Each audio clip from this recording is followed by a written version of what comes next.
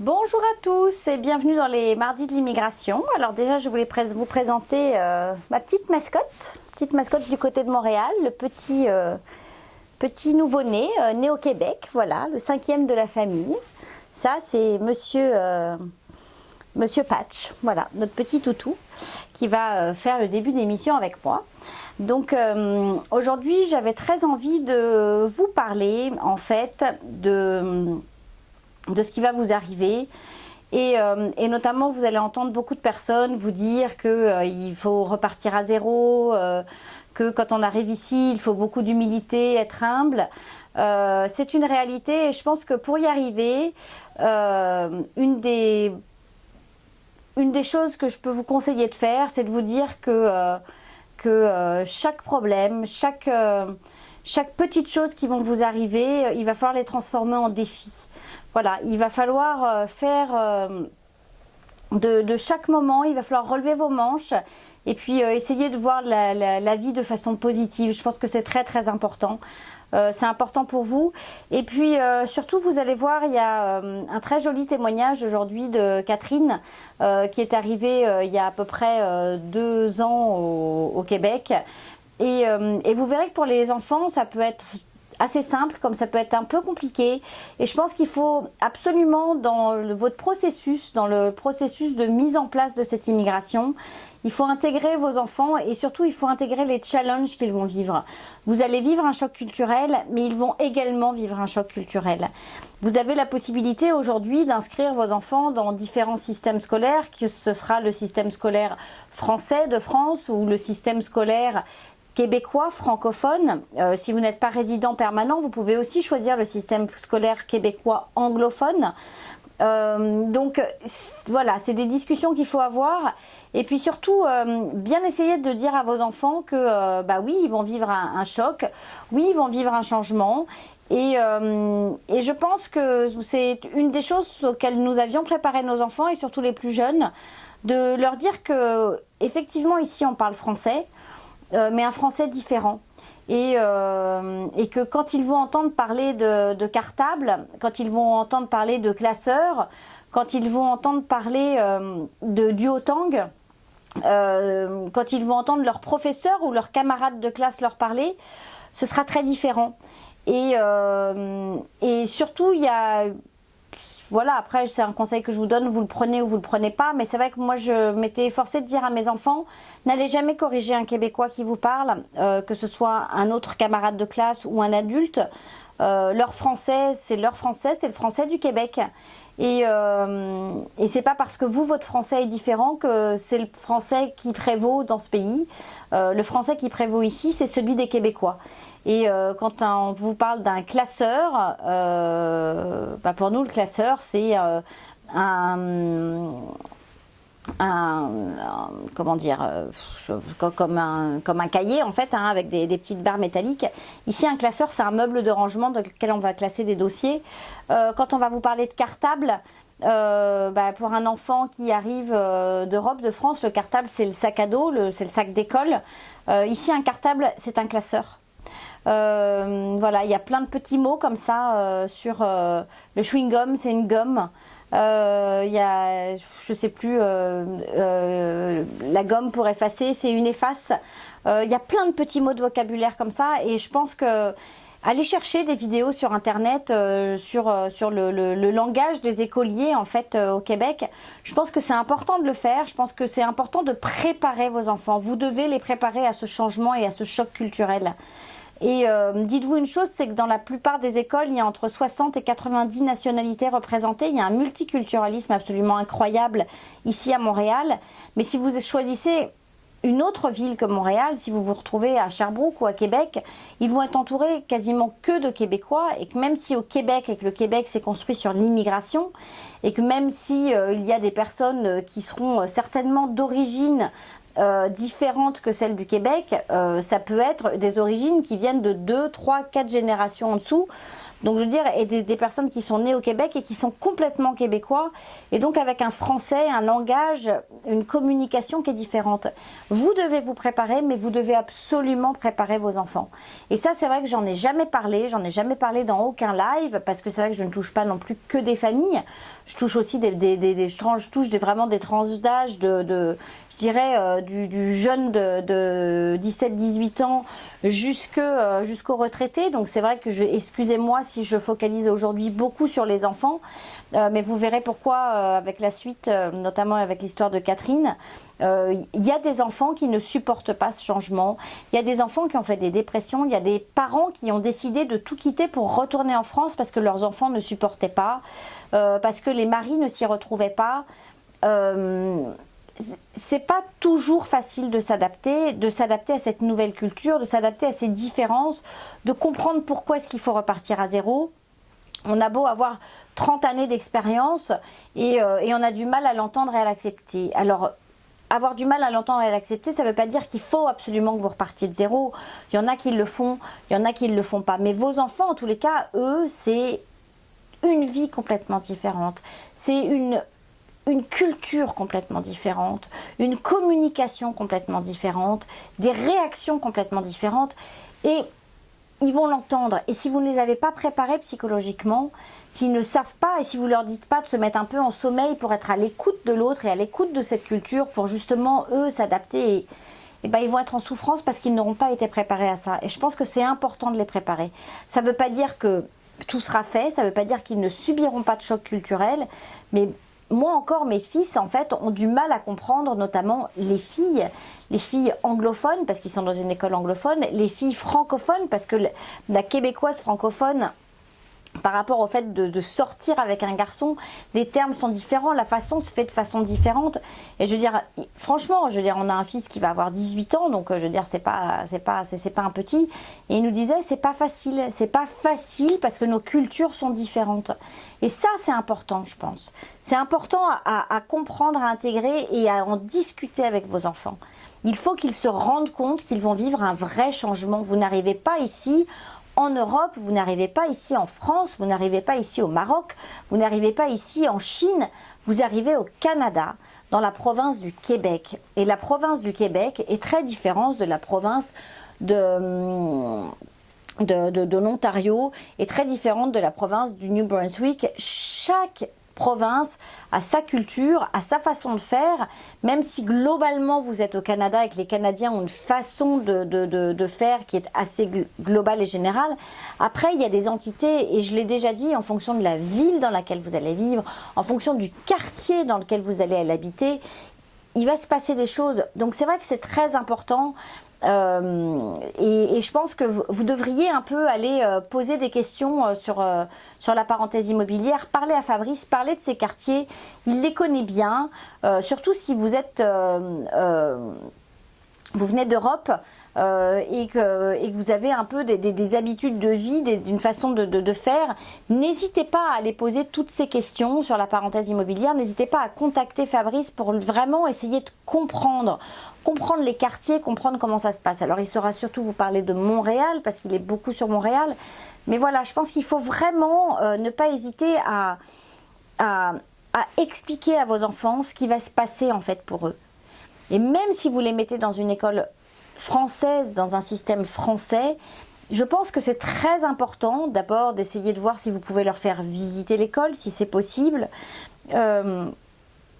et puis de leur expliquer ce qui va se passer culturellement parlant.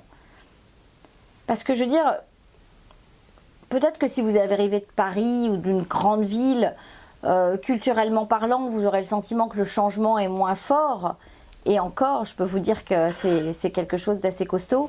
Mais de la même façon que vous devez vous préparer, ils doivent se préparer. Alors maintenant, c'est pas parce que moi je viens vous raconter tout ça, c'est pas parce que chaque semaine j'essaye de vous donner des conseils, des approches, que vous serez complètement préparé, parce que vous allez devoir vivre l'expérience. Sans vivre cette expérience, vous ne saurez pas en fait exactement comment vous acclimater. Et c'est vrai que j'ai beau vous dire plein de choses et de vous donner plein de conseils. Et puis avec Valérie, avec Fabrice, il y a eu Hélène aussi qui a beaucoup participé à tout ça et aux interrogations que vous devez vous poser. Malgré tout ça, vous allez de toute façon ressentir des choses, ressentir les expériences, et puis peut-être qu'à ce moment-là, vous vous direz, ah bah tiens, c'est marrant, Géraldine nous en avait parlé, on l'avait entendu sur du côté de Montréal, ou on l'avait lu sur tel ou tel site. Et je veux dire, il y a des choses qui sont vraies, il y a des choses qui sont moins vraies. Chacun, en plus, il ne faut pas faire non plus trop de généralité, parce que chacun va vivre les choses de façon différente. Mais en tous les cas, voilà, c'était vraiment important pour moi de vous dire, préparez-vous, préparez vos enfants.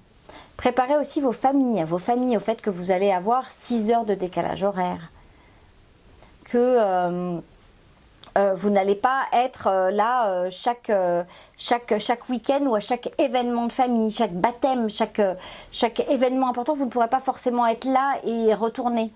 Donc ça c'est important, et n'oubliez pas aussi une chose, c'est que ici, quand on travaille ici au Québec, vous n'aurez plus 5 semaines de congés payés, vous n'aurez plus de RTT. Ça fait pas partie du bagage. Ici, c'est 2 semaines de congé, et puis peut-être que si vous avez 17 ans dans une société, vous avez le droit à votre 4e semaine de congé payé. Mais en tous les cas, voilà, il faut être préparé à tout ça. C'est plein de petites choses.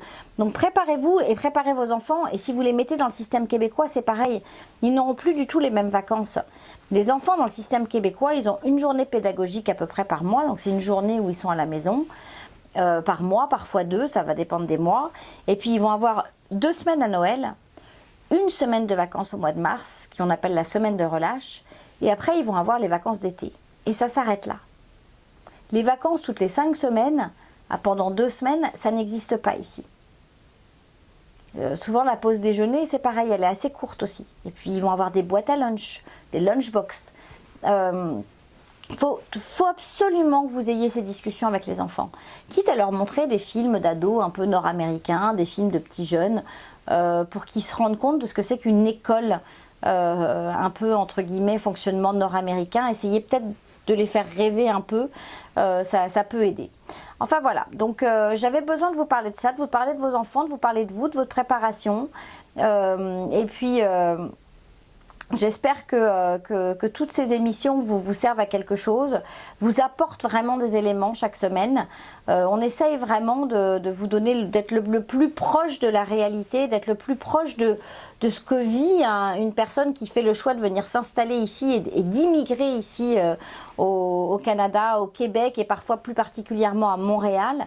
On essaye vraiment de vous donner des outils et des clés. J'espère vraiment, et puis je veux dire toute l'équipe avec moi, Fabrice, Valérie, espère vraiment que ça vous apporte quelque chose. On se retrouve maintenant tout de suite après la pause avec bien sûr Valérie. À tout de suite. Conseil de pro vous est présenté par Valérie Flatt, consultante réglementée en immigration canadienne. Bonjour Valérie. Bonjour Géraldine. Alors, cette semaine, on va recommencer avec les questions. D'accord. C'est un principe qui plaît bien. Ah bah super. Et donc j'ai pas mal de questions qui m'ont été posées. Ok. Et notamment sur les études au Québec. Très bien. Donc déjà, la première question, est-ce que tu es prête? Oui. Buzzer en main.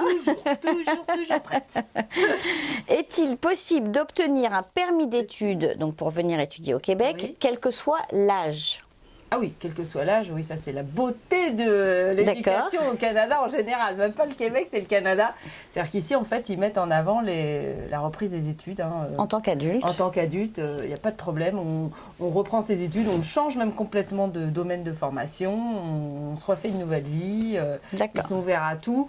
Généralement, pour reprendre des études, ils vous demandent quand même de prouver que vous avez fini votre secondaire. C'est le minimum. Avant?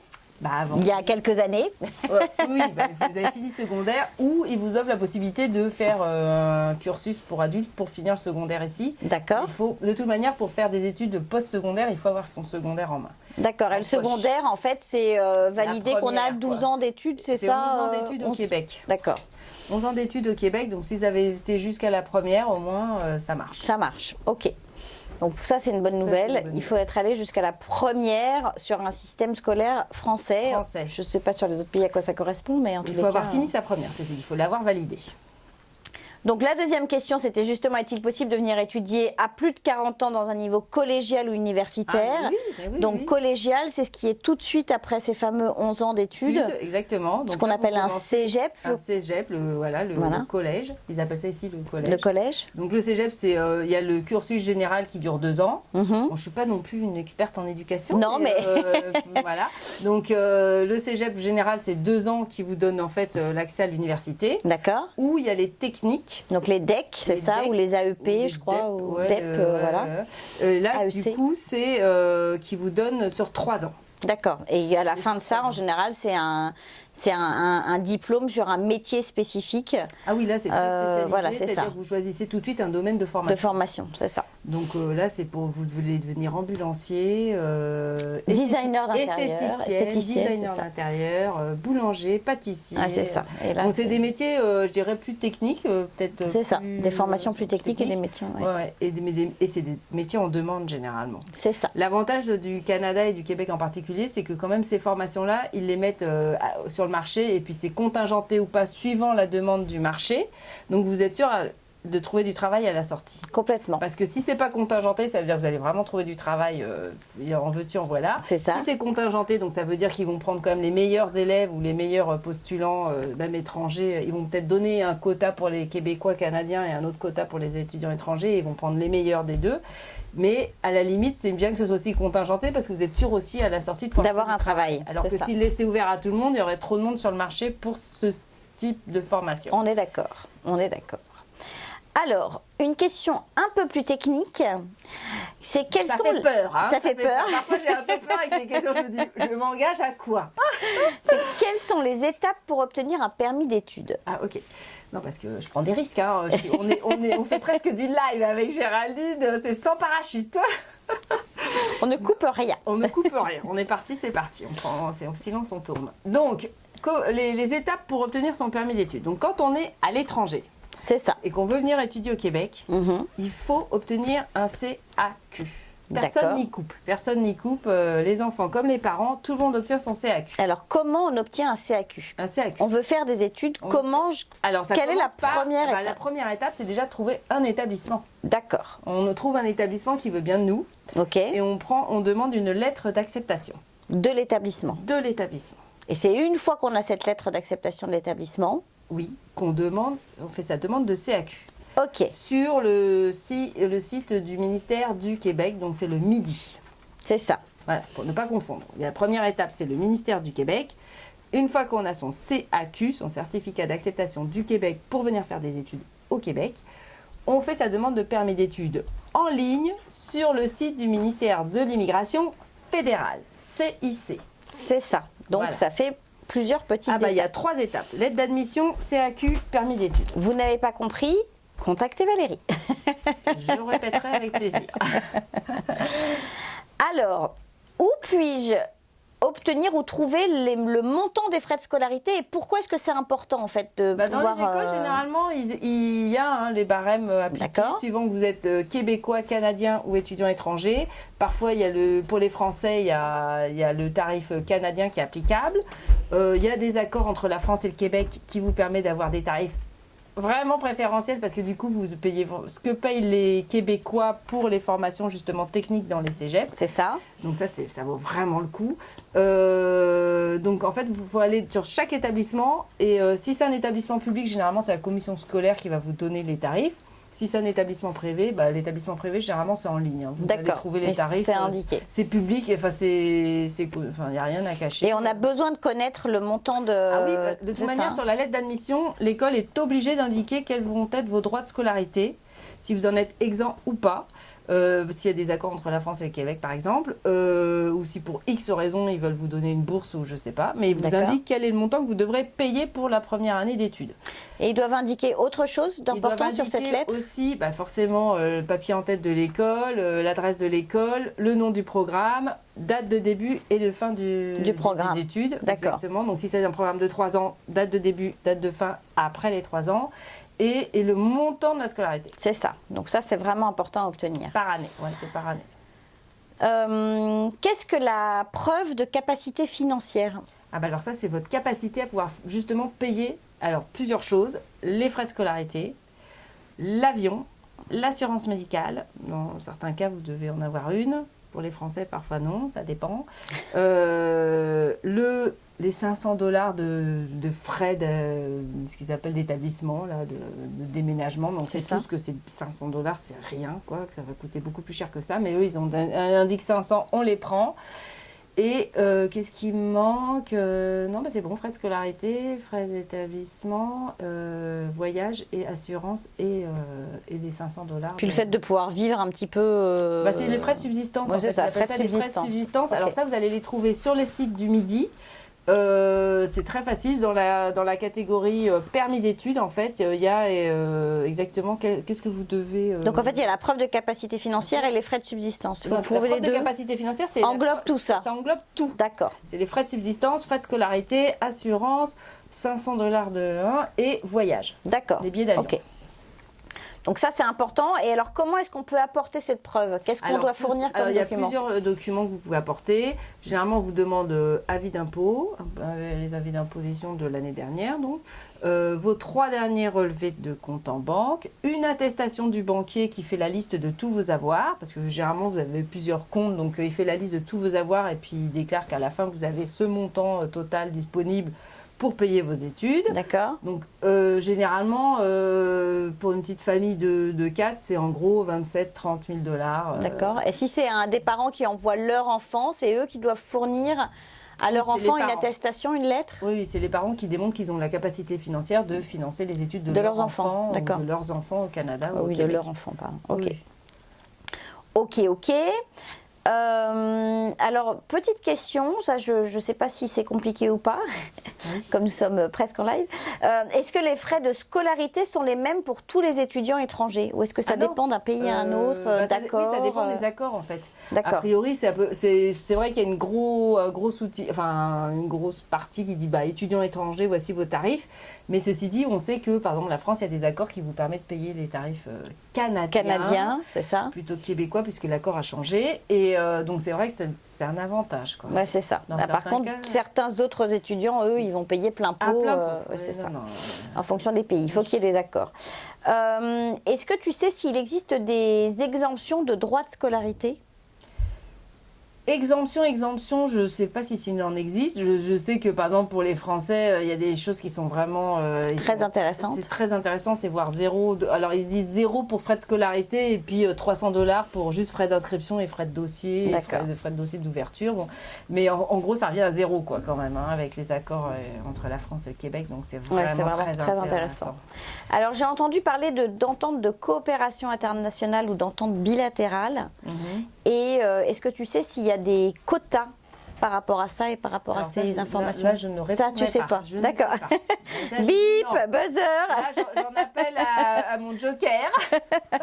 Est-ce que j'ai le droit d'appeler le public? À quelqu'un dans le public pour m'aider. D'accord, ça, c'est des choses qui sont beaucoup plus compliquées, qui dépendent vraiment de... C'est vraiment des trucs très spécifiques. En plus, ça relève des études en soi, donc non. D'accord, donc ça c'est plus sur le site de l'éducation du gouvernement qu'il faut aller chercher toutes ces informations-là. Ok, donc pour les étudiants étrangers, vous voulez en savoir plus? Parce qu'en fait, comme il y a des professionnels qui s'occupent de votre visa, il y a aussi des professionnels qui s'occupent de vos inscriptions à l'école. Oui, c'est ça. Et eux, c'est vrai qu'eux, ils ont la réponse à tout ce genre de questions parce qu'eux, ils s'occupent de vraiment, vous montez votre dossier d'inscription dans les écoles. Dans les écoles, et eux, c'est 2 métiers différents. Donc c'est vrai que moi, j'ai quelques petits éléments de réponse à force de voir les dossiers, mais... Oui, mais bon, vaut mieux leur laisser c'est ça. On leur laisse la charge de répondre. Alors, est-ce qu'un étudiant étranger peut travailler pendant le temps de ses études? Il peut commencer à travailler seulement si c'est écrit en bas de son permis d'études qu'il a le droit de travailler. Et généralement, donc ça commence le jour J où les études commencent. C'est pas parce qu'il arrive 2 mois avant son programme qu'il a le droit de commencer à travailler en arrivant au Canada. D'accord. Il y en a qui disent ouais super, ça commence en août, je vais venir en juin, je vais travailler et puis non. C'est le jour où le programme démarre que vous avez le droit de commencer les études. Pareil pour le conjoint qui éventuellement aurait obtenu un permis de travail ouvert. Il n'a pas le droit de commencer à travailler tant que la personne principale qui a fait la demande de permis d'études n'a pas commencé à étudier. Ok. Après ça, vous avez le droit de travailler que 20 heures par semaine durant la session d'études. Pendant les études. Et à temps plein après ce que vous voulez pendant les vacances. C'est ça. Ok. Donc les vacances, il y en a, si en fait c'est entre les sessions, c'est ça. Et puis il y a l'été. Il y a l'été. Et une petite semaine de relâche, mais bon là je ne sais pas si on va vous embaucher. On va pas prendre une semaine pour aller travailler. Et puis il y a des études aussi qui incluent des stages.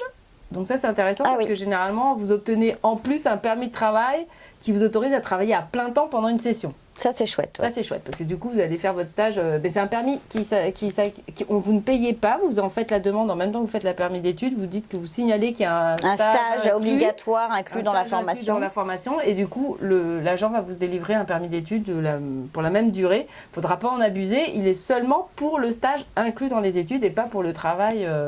Et il n'y a pas de stage inclus dans toutes les études, seulement certaines études. C'est certains programmes et c'est des programmes très spécifiques et assez techniques. Oui, complètement. Ça va plus être dans la restauration, diététique, esthéticienne, ce genre de trucs. Ouais, c'est ça. Alors, est-ce qu'un étudiant, alors toi tu vas peut-être encore lever le joker, je ne sais pas. J'en ai peut-être un deuxième. C'est ça. Est-ce qu'un étudiant étranger peut obtenir une couverture santé? Est-ce qu'un étudiant... ils doivent tous en avoir une. D'accord. C'est obligatoire. Ah d'accord, ils doivent tous arriver... Avec une couverture santé. Il y a des universités qui proposent leur assurance, parce que c'est intéressant, parce qu'ils prennent des assurances pour tous leurs étudiants. D'accord. Donc, ils négocient des tarifs assez bas. Ok. Et puis peut-être des meilleures assurances, des meilleures couvertures. Donc... Et il y en a qui imposent même cette assurance. D'accord. Il y a des élèves qui sont obligés de payer alors qu'ils sont quand même couverts par la RAMQ. D'accord. Ça, c'est un autre débat. Donc ça, vous voyez directement avec l'établissement où vous allez étudier. Mais vous êtes obligé d'avoir une couverture. Donc quand vous êtes français, généralement, vous avez avant de quitter la France, vous allez voir votre bureau de sécurité sociale. Je ne sais même pas comment ça s'appelle en France. Le bureau de la sécurité sociale près de chez vous, il y a un formulaire spécifique qui est en fait un formulaire qui d'un accord entre le Québec et la France. C'est ça. Ce qui vous permet, quand vous arrivez ici, vous présentez ce formulaire à la RAMQ et on vous donne la RAMQ. C'est ça. Donc vos enfants, généralement, ils sont rattachés. Le conjoint, c'est plus compliqué. Donc, dans ces cas-là, on doit faire une preuve qu'on a pris une couverture santé. Voilà.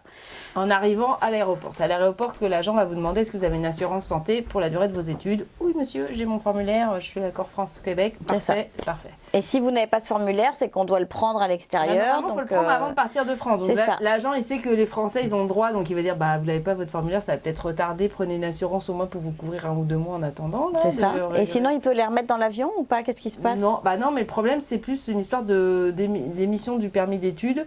Il y en a qui sont plus ou moins conciliants. Bon, les Français, ils sont conciliants parce qu'ils savent qu'il y a cet accord, donc c'est pas... Mais quelqu'un qui arrive un étranger qui arrive sans sa couverture de santé, ils peuvent le refuser. Ouais, c'est ça. Donc, de toute manière, généralement, ça fait partie déjà, au moment de l'approbation du visa, du permis d'études, il faut avoir inscrit, il faut avoir démontré montré patte blanche. Donc, généralement, ils l'ont, quoi. Ok, bon. Donc, mais en tous les cas, la couverture santé, c'est important. Oui.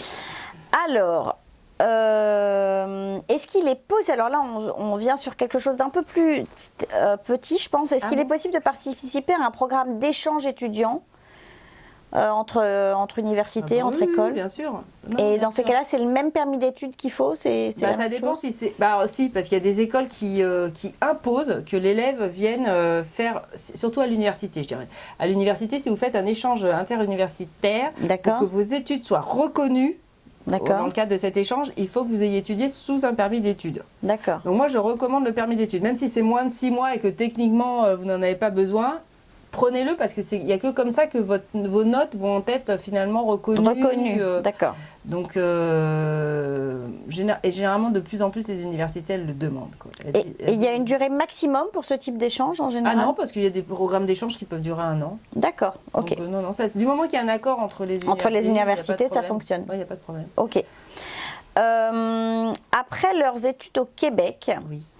Donc peut-être pas ceux qui sont dans le programme d'échange, mais en tout cas ceux qui sont venus faire des études au Québec et qui vont obtenir un diplôme de québécois, est-ce que les étudiants peuvent obtenir la résidence permanente, quelle que soit leur nationalité? Oui, alors, la nationalité n'a rien à voir, c'est pas un facteur décisionnel. Non. Là, ce qui importe, c'est le diplôme. D'accord. Quelles études on a fait? Est-ce qu'on a fait un diplôme qui est reconnu dans le cadre du programme de l'expérience québécoise ou pas? D'accord. Donc la liste de tous ces diplômes, elle est sur le Midi. Diplôme et école, je crois qu'il faut être allé dans certaines écoles. Il faut être allé dans un établissement désigné. Par l'État. Oui, par l'État, par le gouvernement fédéral. Là. Et puis québécois par la suite, parce qu'ils ont dit quelles écoles étaient désignées ou pas. Et quels diplômes aussi, parce qu'il y a certaines écoles qui ont des diplômes qui ne le sont pas forcément reconnus. C'est ça, il peut y avoir une école reconnue, mais pas le diplôme reconnu. Et donc, un certain diplôme. C'est ça. Donc, il faut vraiment vérifier, il faut aller sur le site et puis vérifier qu'on est dans une bonne école, un établissement désigné, diplôme reconnu. Et ça, c'est le site du Midi à nouveau. Hein. Midi et CIC, mais de toute manière, ils se renvoient l'un et l'autre, donc que vous alliez sur l'un ou sur l'autre, vous allez y arriver. Ok. Et après ça, ce qu'il faut surtout, c'est que ce soit un diplôme, donc c'est PhD, donc doctorat, master, baccalauréat, DEC ou DEP, de 1800 heures. 1800 heures, si vous faites en dessous de 1800 heures une formation technique, ça ne marche pas. Donc là, il n'y a pas le programme d'expérience québécoise, mais est-ce que si c'est en dessous de 1800 heures, est-ce que les gens peuvent éventuellement après basculer sur un autre visa ou un autre permis? Alors, s'ils ont fait moins de 1800 heures et puis que ce n'est pas un de ces diplômes, si l'établissement était désigné, le diplôme reconnu, ils peuvent faire quand même une demande, et puis ça tout le monde peut le faire de fait, une demande de permis ouvert post-diplôme. D'accord. Vous avez 90 jours pour la faire, c'est très rapide. Donc, dès que vous avez terminé votre programme, les notes des derniers examens sont tombées, vous allez voir le registraire, c'est comme ça que ça s'appelle ici. Le registraire qui va vous faire une attestation de fin d'études et puis qui va vous donner tout votre relevé de notes des 3 ans, 2 ans, 4 ans d'études que vous venez de faire. Et c'est avec ça que vous allez pouvoir demander votre permis de travail ouvert post-diplôme. Ok. On n'attend pas la petite cérémonie de graduation, la fête. Qui est un an après, souvent. Qui est souvent très très très loin derrière. C'est ça. Parce qu'en fait, vous n'avez que 90 jours pour faire cette demande de permis de travail. Si vous perdez la chance, vous la perdez à vie. C'est ça. Alors, c'est dommage. Alors, dernière question. Oui. Que signifie, donc tu en as un petit peu parlé, mais on va quand même le repréciser. Okay. Que signifient les sigles PEQ et PRTQ? Travailleur qualifié. Ok. Donc PEQ, c'est le programme de l'expérience québécoise. Le PRTQ, ça sera en fait le programme régulier du travailleur qualifié. D'accord. Ok. Donc en ce moment, c'est mon projet Québec. Ok. Les deux là, c'est de mon projet Québec. Non, le PRTQ. Le programme de l'expérience québécoise, le PEC, c'est en fait un programme qui permet aux gens qui ont eu une expérience québécoise, comme son nom l'indique. Étudiante uniquement ou travail. D'accord, étudiante au Québec. Donc c'est un diplôme terminé au Québec ou 12 mois d'expérience de travail au Québec. D'accord, donc ça c'est le PEQ. Ça c'est le PEQ. PRTQ, c'est le programme régulier du travailleur qualifié, donc qui est en ce moment sous mon projet Québec, qui va devenir la déclaration d'intérêt éventuellement. Et là, du coup, on applique sous un programme régulier. Ok, donc c'est deux sigles différents. C'est deux sigles différents. Eh bien voilà pour mes petites questions de cette semaine. J'ai eu 15 jokers, tout va bien, l'honneur est sauf. C'est ça, tu t'en es bien tiré. Merci pour toutes ces réponses. De rien. J'espère que ça leur servira. Bah oui, forcément. Et puis on se retrouve la semaine prochaine. À la semaine prochaine. Et nous après la pause. La parole est à vous, vous est présentée par Du Côté de Montréal, partenaire de votre immigration. Bonjour Catherine. Bonjour Géraldine. Merci d'avoir accepté mon invitation. Merci de me recevoir. Alors, on est ici pour discuter de ton immigration au Québec, au Canada. Et puis surtout, est-ce que tu peux nous expliquer en fait quelles ont été les ou la raison de ce départ? Pourquoi avoir choisi le Canada en fait et Montréal? Alors en fait, le déclic est apparu en 2014 lors des élections européennes françaises. D'accord. Où le Front National est arrivé en tête. D'accord. Et là, on s'est remis en question avec mon mari en se disant qu'on ne voulait pas que nos enfants puissent évoluer dans un pays où le Front National montait à une vitesse fulgurante. Mm-hmm. Puis on n'avait pas envie que nos enfants aient peur de l'étranger. C'est ça. Voilà, c'était vraiment pas concevable. Et puis ça commençait à devenir, l'ambiance française commençait à devenir très morose, c'est-à-dire que dès qu'on voulait entreprendre quelque chose, tout était compliqué. Tout était compliqué et négatif. Voilà, mon mari était dans le bâtiment et il me disait on peut pas faire ça, etc. parce qu'il y a des lois. Et on commençait à se sentir un peu à l'étroit. Et puis aussi, on avait une grande fille qui venait de rentrer en seconde, qui voulait aller étudier aux États-Unis. Qui était très jeune, parce qu'elle a 2 années d'avance scolairement, puis du coup on ne pouvait pas l'envoyer aux États-Unis avant 16 ans. Donc elle était très frustrée d'être obligée de rester en France. Donc voilà, tout ça, on a eu une réflexion. Moi, au niveau travail, ça stagnait aussi. Et comment vous avez été... comment vous avez su, en fait, que le Canada accueillait des gens? Alors, en fait, on avait choisi de prendre un pays francophone. Donc, on avait plusieurs solutions. Il y avait la Suisse. Mon mari voulait aller en Afrique parce que le bâtiment en Afrique, ça pouvait marcher. Puis moi, le Canada m'intéressait. Alors, l'Afrique, on s'est dit non tout de suite parce qu'il y avait pas mal de Français à l'époque qui se faisaient enlever. Là, c'était la mauvaise période. Donc, puis pour les enfants, pour l'avenir des enfants, c'était pas l'idéal. La Suisse, c'était un peu trop proche de la France. Et puis le Québec, parce qu'on a une idée du Québec quand on habite en France en disant ça doit être super. Bon. Alors on a un peu cherché sur les réseaux sociaux, puis on s'est rendu compte que le New Brunswick donnait une conférence pas loin de chez nous. On arrive de l'ouest de la Vendée, puis il y avait une conférence qui se donnait au mois d'août 2014 à Nantes sur le New Brunswick en expliquant comment faire pour venir au Canada, s'installer. Donc on a été charmés par cette conférence qui expliquait qu'il faisait tout pour accueillir en résidence permanente les Français qui voulaient bien venir maintenir les 50% de Français, 50% d'Anglais sur cette province. Ça, c'était l'idéal. Après, on a cherché un petit peu plus, puis malheureusement, au New Brunswick, il n'y avait pas de grosse ville qui aurait permis à nos enfants Niveau scolaire de pouvoir étudier. Scolaire, universitaire même. Ouais, plutôt universitaire, voilà. Alors, on a mûri le projet et puis on s'est tourné sur Montréal. Et en février 2015, on a décidé de venir voir à quoi ressemblait l'hiver québécois. Une bonne idée de venir tester le Québec en hiver. Je le recommande fortement. Donc, on est venu qu'avec mon mari. On n'avait pas trop ouvert le débat avec les enfants. Vous étiez avec les enfants quand vous êtes venus? On est venus tous les deux. D'accord. En se disant, on va voir, avant d'en parler, avant de pouvoir avoir ce projet. Moi, je suis très frileuse, donc je voulais voir ce que c'était que l'hiver ici. Donc, tu es arrivée avec tes chaussures françaises et ton manteau français. Mon manteau français, mon bonnet français, mes gants français. Et alors? Quand on est arrivé, on n'a rien vu. Parce qu'on est descendu du taxi, tout allait bien. Puis le lendemain matin, on se dit, on a regardé à la fenêtre, on voyait des gens, on s'est dit, bon, on va descendre là. Puis on est descendu normalement habillés comme les Français. Un jean, un manteau. Puis là, on a très vite compris, arrivé sur le trottoir, qu'il fallait faire demi-tour. On a dû faire demi-tour parce qu'on s'est dit non. Donc là, on a fait les couches. Comme je sais que Géraldine explique régulièrement. C'est ça, la couche de l'oignon. Voilà, de l'oignon. Donc on a mis des sous-couches parce qu'on les avait achetées chez Decathlon, les sous-couches. Puis là, on est sortis et il faisait très froid. On était à moins 25 à peu près. C'était une des plus froides semaines. C'était un hiver très très froid. Donc là, on s'est dit waouh, mais ils font comment? Parce qu'il y avait très peu de Québécois dans les rues, puis on ne comprenait pas. On a passé 2 jours à se dire mais où sont-ils? Où vivent-ils? Puis pourtant, c'était renseigné. On a vu qu'il y avait des souterrains, puis là, on a compris en fait qu'ils vivaient en dessous. La semaine, beaucoup. Bon, après, le week-end, c'est différent. Le week-end, ils sortent. Voilà. Ils sont sportifs. Et puis, on a une deuxième erreur qu'on avait fait, c'est qu'on n'avait pas loué de voiture en se disant non, on ne va pas savoir conduire sous la neige. Donc, on faisait tout à pied, métro, bus. Sauf que la ville peut être très grande là si tu veux commencer à faire ça. Mais bon, c'était une erreur, mais c'est pas grave, on l'a quand même fait. Donc, on a beaucoup marché. Puis, on a cherché les quartiers. Puis là, on s'est dit, bon, au bout de 2 jours, j'avoue que les 2 premiers jours, moi, je me suis dit, je vais pas y arriver. Non, je vais pas résister au froid, ça va pas être possible. J'ai dit à mon mari, là, je pense c'est bien qu'on soit venu avant.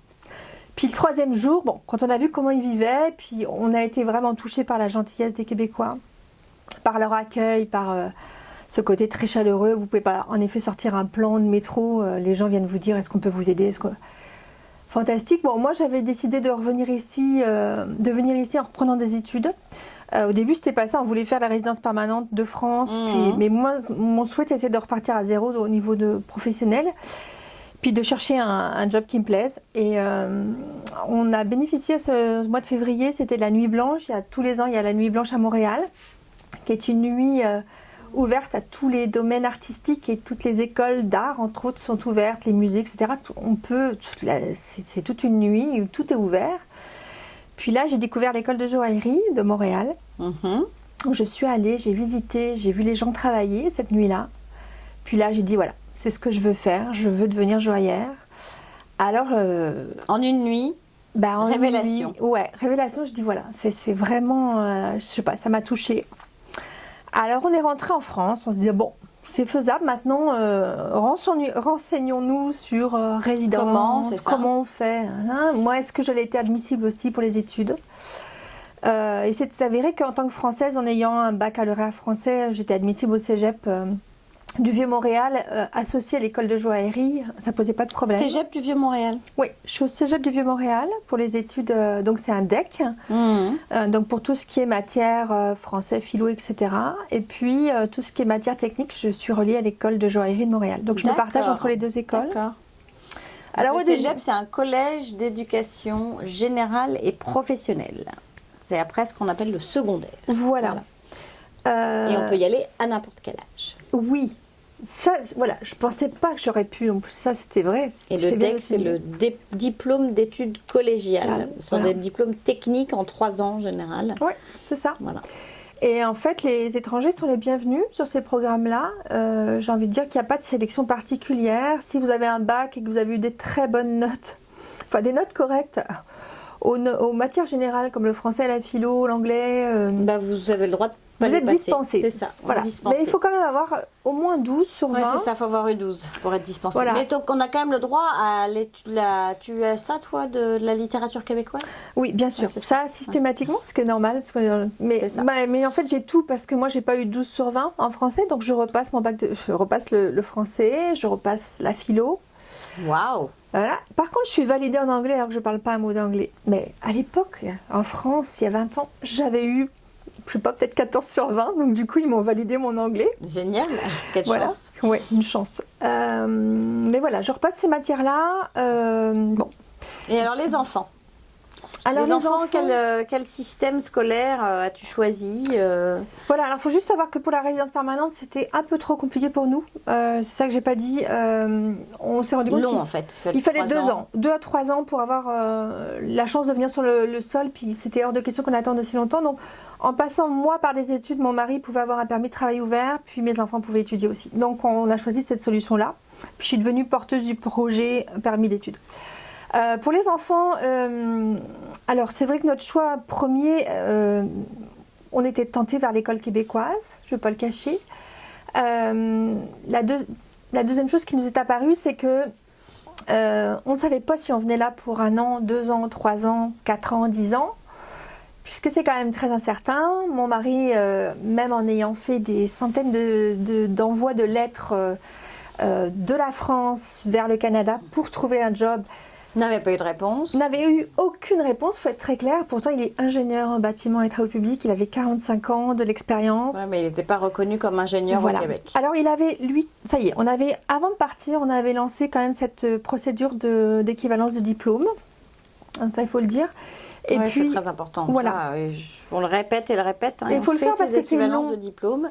Et puis on peut le faire maintenant avant que la déclaration d'intérêt ne sorte au mois d'août, voire vous reporter en octobre. Oui. Faites vos reconnaissances de diplôme avant de faire votre dossier, au moins c'est fait. Puis c'est long parce qu'il faut aussi contacter l'ancienne école et puis avoir les notes, ça. Donc c'est quand même quelque chose qui prend du temps. Puis nous, il y avait une petite chose qu'on ne savait pas. Mon mari avait été condamné en France pour un accident de travail. Puis du coup, ça a été toqué au moment lors des ingénieurs ici, qui ont demandé à le voir en personne avant de prendre une décision. Pour être sûr qu'il ne lui soit rien arrivé physiquement, en fait. Parce qu'ici, l'ingénieur, c'est lui qui signe les plans, puis c'est lui qui est pénalement responsable. Alors qu'en France, c'est le chef d'entreprise. Mon mari était dirigeant, enfin associé au niveau entreprise, donc c'était lui qui avait pris, même si ce n'était pas lui qui était sur le chantier. Donc ils ont demandé à le voir. Donc voilà. Donc, pour résumer, pour les enfants, donc c'est vrai qu'on ne savait pas si on venait 1 an, 2 ans ou 3 ans. Moi, j'avais très peur de venir qu'1 an, puis que mes enfants leur faire perdre une année scolaire, en fait. Bon, ça, c'était la première chose. Donc, on s'est tourné vers Stanislas, parce que c'est la première école qu'on a visitée. Puis, pour tout vous dire, on avait lancé le processus. Je m'étais inscrite à mon école en 2016. Moi, j'espérais, pas 2016, 2015. C'est-à-dire, j'espérais qu'on puisse venir ici en septembre 2015.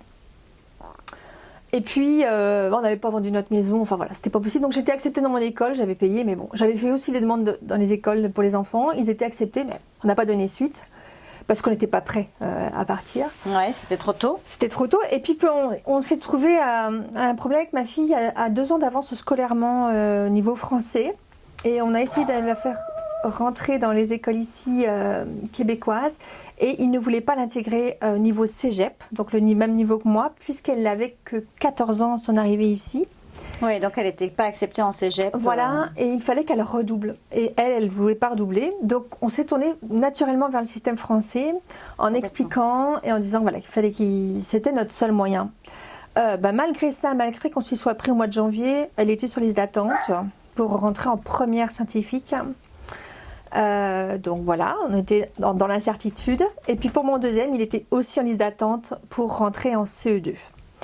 Ce qui s'est passé, c'est qu'en juillet, vers le 14 juillet, on a eu une réponse de l'école française qui nous a dit c'est bon, on prend votre fille. Mais pas votre fils. Mais pas votre fils. Aïe, aïe, aïe. Alors donc là, on s'est dit c'est pas grave. Super, il va aller à l'école québécoise, il va s'adapter, ça va être génial pour lui. Puis moi, quelque part, j'étais assez contente. Je m'étais dit, en CE2, c'est moins grave. C'est sûr, c'est sûr. Puis ça fait une expérience, ça permet d'apprendre à d'autres cultures. Oui, on s'est dit ça. Et bon, on a présenté aux enfants, on est venu avec les enfants en repérage. Moi, je le conseille aussi. On est venu en avril de l'année d'avant, c'est-à-dire en avril 2016. On est venu choisir une maison, trouver un endroit pour se loger, montrer la ville aux enfants, montrer la neige, parce qu'au mois d'avril, il y avait de la neige. C'est pas le meilleur mois pour venir, je vous le déconseille. Mais c'est vraiment pas le meilleur mois. Et pas beau. Voilà, on avait loué une voiture, donc c'était pas du tout la même configuration. On a visité. Puis bon, les enfants ont adoré, ils sont tombés sous le charme. Enfin, on a eu l'impression, en tous les cas.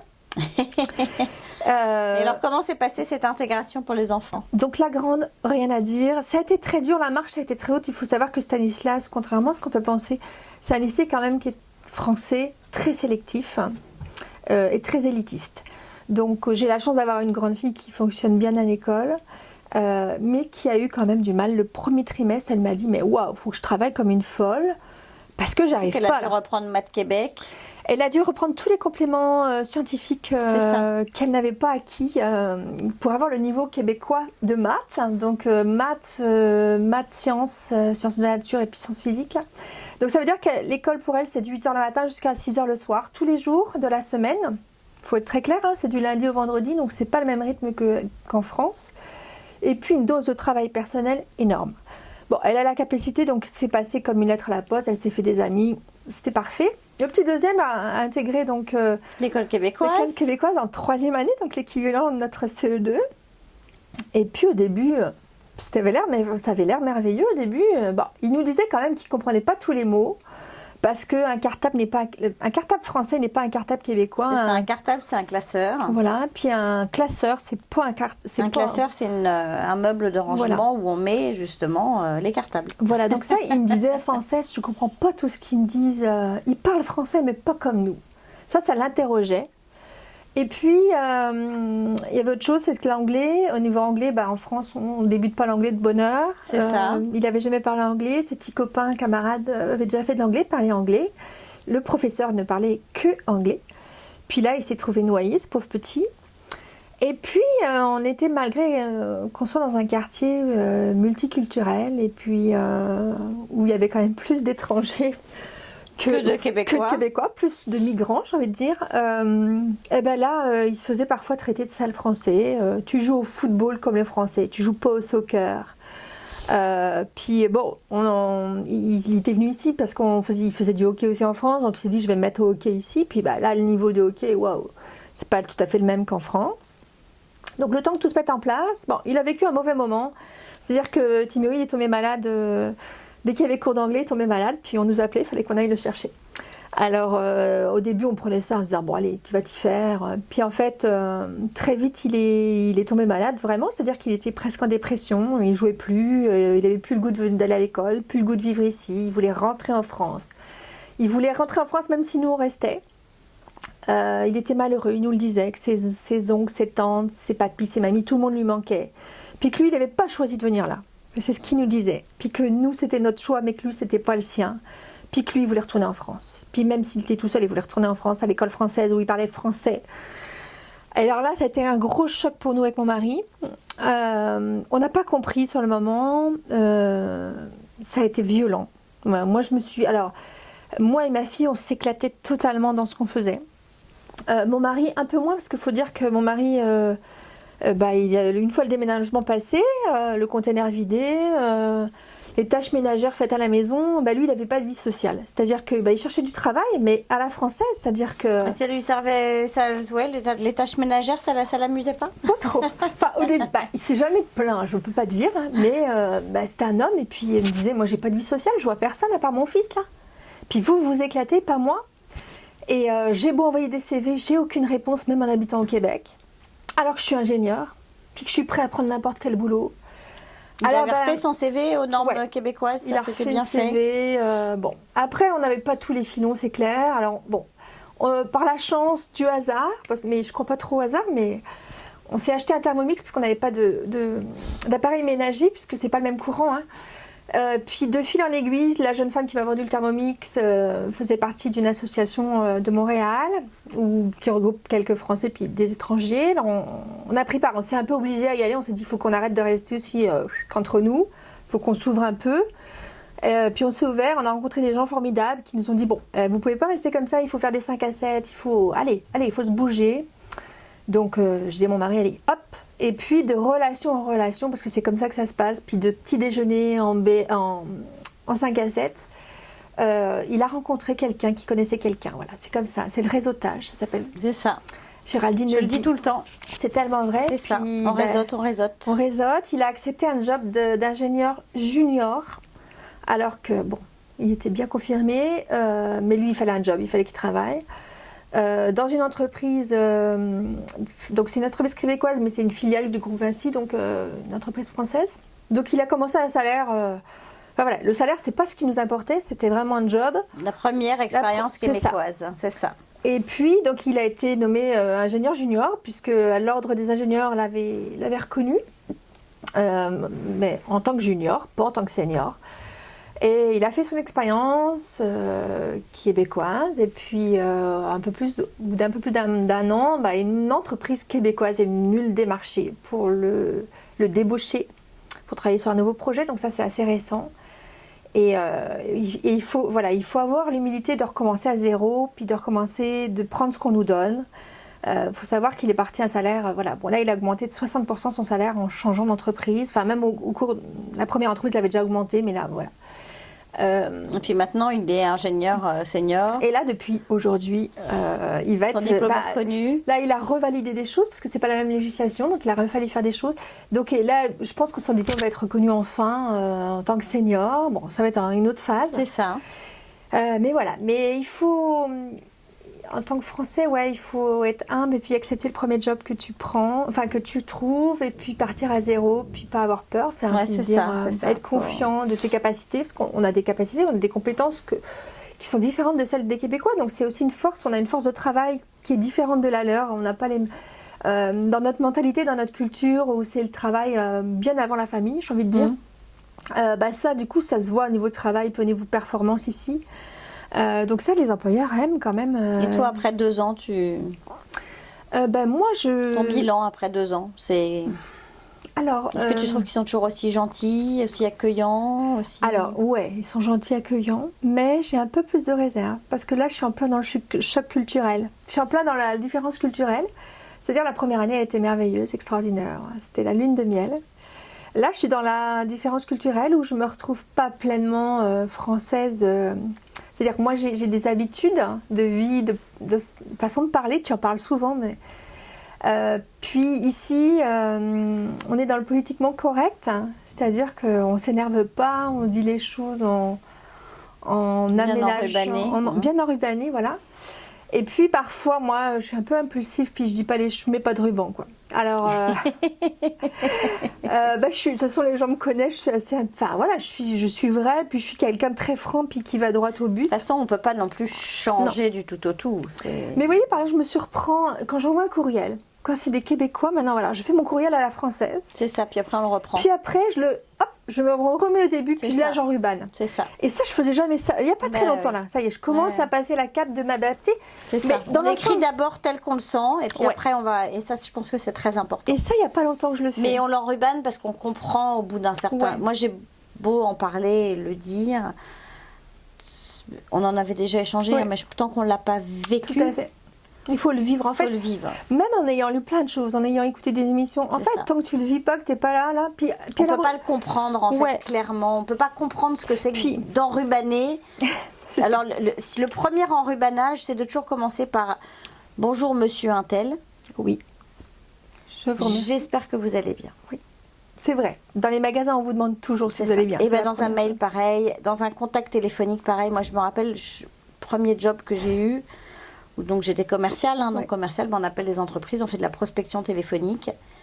Et on me fermait tout le temps des portes jusqu'au jour où j'ai compris qu'il fallait que je dise bonjour, vous allez bien, Géraldine Fudénin, vous allez bien. Et hop, je brisais la glace en demandant s'ils allaient bien. Et là, on me répondait que ça allait bien et blablabla. Et la glace était brisée, on pouvait y aller. C'est ça, c'est tout à fait ça. Alors c'est tout. Et puis, il faut bien vous dire aussi, nous sommes des immigrants. Puis il faut vraiment en avoir vraiment conscience. C'est nous les étrangers, c'est nous qui venons dans leur pays. Et on nous accueille. Et ils nous accueillent à bras ouverts. Là-dessus, il n'y a rien à dire. Par contre, on se doit de respecter leurs coutumes, leurs traditions. C'est à nous de nous adapter à eux, pas l'inverse. C'est ça. Puis, il y a beaucoup de Français qui oublient ça. Puis ça, c'est très dérangeant parce que ça déteint sur nous, puis ça nous fait passer pour des maudits Français. L'eau. L'eau, ouais. L'eau, c'est un maudit Français. Puis tasse-toi de là parce que c'est pas correct. Et puis ça, ouais. Et ça, c'est vraiment, faut vraiment que, c'est pas, je sais que vous Français en France, le mot migrant, c'est vraiment pas un mot que vous aimez joli, entendre. C'est ça. Je le sais. Puis moi, j'avais été sensibilisée à ça avant parce que moi, j'ai accueilli des migrants qui venaient des pays en guerre que je francisais, avec qui je travaillais pour la francisation. Donc forcément, j'avais été sensibilisée. Puis voilà. Non, c'est vrai que le français se voit plus comme un expat, hein, c'est ce que je disais il n'y a pas longtemps. Oui, tu disais ça, mais c'est tout à fait ça. On est des immigrants, c'est nous les étrangers, c'est à nous de nous adapter à leur façon de faire. C'est à nous de nous adapter. Alors par exemple, voilà, l'exemple typique, je suis pourtant pas une violente en voiture, mais je me suis quand même pris 2 ou 3 amendes parce que j'ai grillé un feu, parce que j'ai pris une rue où j'avais pas vu. C'est vrai que j'avais pas vu le panneau, enfin j'avais pas compris. Ah oui, voilà. Il faut s'y adapter à leurs panneaux, on les voit pas. Hein. Tant qu'on les connaît pas, on les voit pas. Tout à fait, mais... Tu repasses pas le permis, donc... Voilà, tu traverses pas hors des passages piétons, des détails. Et puis en beau français, je me dis non, on peut passer là. Ben non, tu te prends une contravention. Par contre, il y a un respect extraordinaire des policiers là. Enfin, je veux dire, moi je me suis fait arrêter plusieurs fois, j'ai payé plusieurs fois des amendes. Mais ils sont très respectueux. Là. Du moment où tu es respectueux, mais beaucoup ils sont plus durs quand même. Hein. Ben, moi, ça s'est bien passé. Ouais, alors, j'ai la chance. Alors, en tant qu'étudiant, je trouve pas qu'ils sont fermes. Ils sont fermes quand même. Ils font un peu peur. Ils font un peu peur. T'as pas trop le droit. Ben, en même temps, j'avais tort là. J'étais en tort. Qu'est-ce que je dise là? Non, mais bon. J'étais en tort. La seule chose. Moi, je les trouve assez impressionnants. Je dis pas qu'ils sont méchants, mais je les trouve impressionnants. Ouais, mais je les trouve très respectueux par rapport. Ah bah oui. Par rapport à ce que j'ai pu connaître en France. Alors peut-être qu'en France, je réagissais pas pareil. Mais en France, j'avais plus des cow-boys qui m'engueulaient là ou qui me disaient ouais. Là, non, jamais, madame, vous avez vu, ouais, ok. Vous savez pourquoi je vous arrête? Oui, ben oui, je sais, je me doute. Alors, la chance que j'ai, je peux quand même donner un avantage en tant qu'étudiante, c'est que moi, je n'ai pas changé mon permis. Oui, mon mari, pareil. Donc, tant que vous avez le permis, tant que vous êtes étudiant, vous avez le permis français, ben, vous ne prenez pas de points. Nous, ici, on prend des points, on ne perd pas de points, on les prend. Donc, on est, bon, voilà. En fait, on a quelques excuses pendant 2-3 mois où ils sont tolérants, parce que moi, je l'ai vécu. Ok. Il y a la tolérance du nouveau conducteur. Oui, on peut le dire. Il faut être honnête, hein. Moi j'étais honnête, j'ai pris une rue que je n'avais pas le droit de prendre. J'étais persuadée, j'avais pas vu le panneau. Ça faisait, je pense, 3-4 mois que je prenais cette rue sans jamais avoir vu que je n'avais pas le droit de tourner à gauche. Parce que le panneau est souvent après la rue. Exactement. Et pas avant. Il est sur le feu à l'opposé de la rue, donc je ne le voyais pas. Et j'ai tourné devant la police. Et quand la police m'a arrêtée, je leur ai dit, mais je me suis mal prise pour tourner. Qu'est-ce que je comprenais pas? Elle me dit, bah non, vous n'avez pas le droit de tourner là. Je dis, ah bon? Je dis, mais moi, ça fait des mois que je tourne là, ça fait 3-4 mois. Donc elle l'a regardé, elle a vu qu'effectivement, je n'étais pas là depuis très longtemps, que mon permis datait pas très longtemps, que j'avais acheté la voiture depuis peu de temps également. Et donc, elle m'a expliqué qu'il valait mieux que je ne le refasse pas et elle m'a laissé filer. Oh, tu as de la chance. J'ai eu beaucoup de chance. Parce que moi, ils ont allégé ma peine. Ils ont allégé ma première amende parce que j'avais tourné dans une rue, je n'avais pas le droit de 7h. En fait, c'était de 7h à 9h, on n'avait pas le droit de tourner dans cette rue. Alors que le reste du temps, oui. Puis moi, il était 8h, puis je suis tournée. Bon, donc voilà, première faute. Deuxième fois, j'étais dans la congestion montréalaise, puis j'ai pris un feu. Enfin, ils sont tous passés comme moi. Je veux dire, le feu était orange, puis j'étais engagée. Il n'y a que moi qui me suis fait arrêter. Bon, j'ai peu de chance là, mais Le gars m'a dit, il était rouge. Ouais, ok. Ben, bon, ils ont été sympas, ils me l'ont mis orange pour que je paye un peu moins cher. Puis comme j'étais française, puis donc on n'a pas le droit de passer au feu orange parce que tout le monde passe au feu orange. Non, le feu orange, tu t'arrêtes là. Mais ils passent tous. Ben je sais, mais là moi je m'arrête maintenant. Je pensais qu'on avait le droit. Ben moi je m'arrête maintenant. Moi j'y vais. Il m'a dit, t'as pris la chance. Faudrait que je vous filme un jour toute une journée de conduite avec les panneaux et que j'essaie de vous. C'est vrai que ça pourrait. Je le ferai, mais. Ouais, rien que les écoliers, tout ça, c'est une chose qu'on ne sait pas quand on arrive. Ouais. Et ben non, il m'a dit non, t'as pris la chance de passer au orange, puis en plus il est passé au rouge, puis t'es passé. Je dis bah je t'ai engagé là. Il m'a dit t'as pris la chance là, non, c'est pas toléré. Bon, ok, là, je me suis juste écrasée, puis j'ai juste payé là. J'ai dit ok. Bon voilà, c'est comme ça. Donc ça, faut s'y faire. Ouais, ça, faut pourquoi s'y faire, on est venu parler de ça du coup? Parce qu'on parlait du fait que c'était à nous de nous acclimater français. Voilà. Et donc alors mon pauvre petit, je reviens à mon pauvre petit Timéo qui lui s'adaptait pas. Bon, il était en dépression, ça n'allait pas, il jouait plus, il avait plus le goût d'aller à l'école, il voulait rentrer en France. Donc on a demandé de l'aide. Alors l'école québécoise, ce qui est bien, c'est quand même il y a beaucoup d'aide. C'est-à-dire qu'on nous a envoyé le psychologue scolaire, l'orthopédagogue, on nous a dit bon, il faut l'aider ce petit, il y a un problème. Puis en fait, on s'est rendu compte que c'était une accumulation de stress. Nous, on était très près, tout le monde était très près, puis j'avais vraiment l'impression qu'il était très près. Mais en fait, le changement d'environnement, voilà, trop de changements ont fait que le stress était à un niveau intolérable pour lui. Puis l'anglais, je pense que c'était la goutte d'eau qui faisait déborder le vase. Et alors on l'a fait aider, on est allé voir le psychologue qui nous a expliqué que c'est normal qu'en tant qu'immigrant, il fallait pas s'inquiéter. Elle nous a un peu rassurés, puis que les choses allaient rentrer en ordre, qu'on allait vider le pot chez elle. Donc Timéo est allé régulièrement, puis c'est vrai que ça s'est mieux passé. Je dis pas qu'il n'y a pas eu encore des absences, mais ça a été de mieux en mieux. Mais il a quand même fait la demande d'intégrer l'école française comme sa sœur, pour avoir les mêmes vacances scolaires que sa sœur, parce que c'est pas le même rythme scolaire. Pour pouvoir parler français comme avec des Français. Alors, il faut quand même savoir qu'à Stan, il y a peut-être 50 ou 60 nationalités différentes, donc il n'y a pas plus de Français, il y a des Québécois. C'est exactement pareil que l'école québécoise, on va être très clair. Mais le langage est un langage qu'il connaît, c'est-à-dire C'est ça, le professeur s'adresse à lui dans un langage qu'il connaît. Et ça l'a rassuré. Alors, pour l'instant, ça va pas de mal. Il y a juste une chose, on vient de découvrir qu'il était probablement dyslexique, donc il y a de nouvelles choses qui vont arriver. Puis Stanislas, c'est une école élitiste, comme je l'ai dit, puis forcément, il n'y a pas de structure adaptée. Donc j'imagine qu'il a été un peu traumatisé par le système québécois. Est-ce que tu penses que vous pourriez le remettre malgré tout dans le système québécois ou... Non, c'est pas son souhait. Son souhait, c'est vraiment de rester à Stanislas. Il a ses amis maintenant, il a ses repères. C'est à nous de nous adapter, de trouver des solutions. Donc on va... Avec l'équipe enseignante. Avec l'équipe enseignante, qui est quand même très ouverte, puis qui a de bons contacts, qui m'a donné des contacts, ça y est. Donc on va mettre les choses en place, ça va se passer. Ça va bien se passer. Et puis on verra, je dis pas qu'il ira au bac, à lauréat comme sa sœur. Il y aura peut-être une transition qui sera faite au moment du cégep. Voilà, au moment du cégep. Mais encore là, c'est un peu trop tôt pour le dire. C'est ça, il a encore quelques années devant lui. Voilà. Mais le résultat est quand même...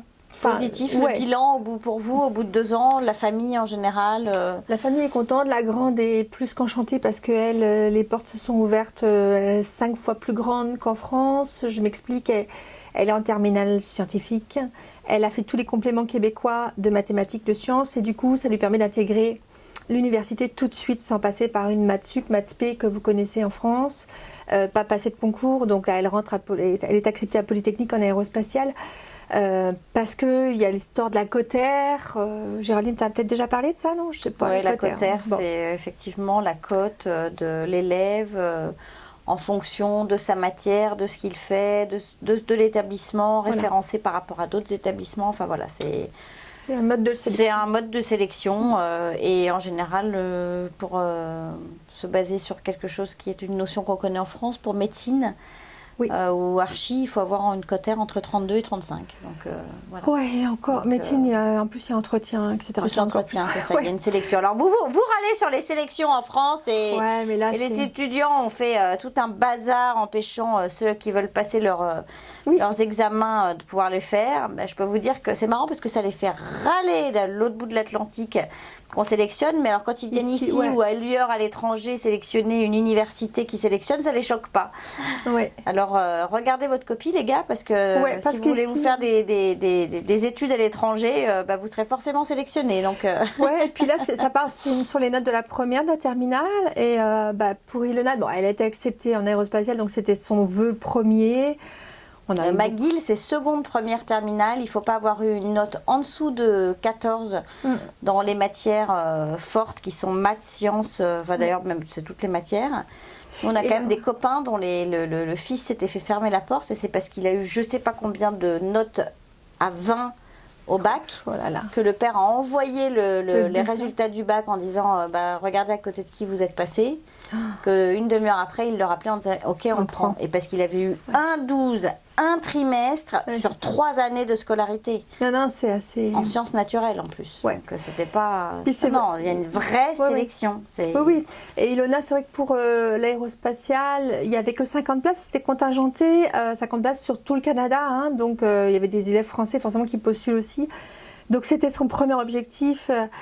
Elle a bossé comme une folle, je ne peux pas dire le contraire. Et, il fallait une cotère, le minimum c'était 32. Ouais, c'est ça. Enfin, pour être sûre d'être pris. Alors en plus, une fille, bon, on était un petit peu plus que 32, donc du coup, elle a eu bourse d'études, donc c'est magnifique. Bon, maintenant, on attend le résultat du baccalauréat qui est terminé, mais qu'on aura la semaine prochaine, parce qu'il faut avoir une mention assez bien minimum quand même. Oui, je suis sûre que ça se passera très très bien. Voilà, donc pour elle, j'ai envie de dire, c'est tracé, puis c'est du bonheur. Pour toi ? Pour moi, c'est du bonheur parce que... Tu arrêtes quand, l'année prochaine? Tu as encore un an? Alors non, c'était 3 ans, puis devant les difficultés de mon petit, j'ai eu aussi quelques soucis de santé qui ont fait que ça m'a mis un peu. Ouais, ça m'a mis un peu en alerte, puis les profs m'ont aidé, m'ont dit écoute, t'es une maman, t'as des enfants, tu as tout à gérer. Ça serait peut-être favorable pour toi d'étaler ta 2e année en 2 ans, donc au lieu de faire le DEC en 3 ans, de le faire en 4 ans, même plus si tu veux. Parce que tu as une vie de famille, tu n'es pas juste une étudiante. Puis ça, c'est très confortable pour moi parce que ça me laisse beaucoup de temps. C'est ça, tu as moins de matière, donc ça te laisse plus de temps. Ça me laisse plus de temps pour travailler tout ce qui est atelier. Moi, j'aime travailler de mes mains, puis là, je m'éclate. Donc pour moi, c'est l'éclate. J'ai des professeurs qui sont fabuleux, c'est toute la différence aussi avec ce que j'ai pu rencontrer en France.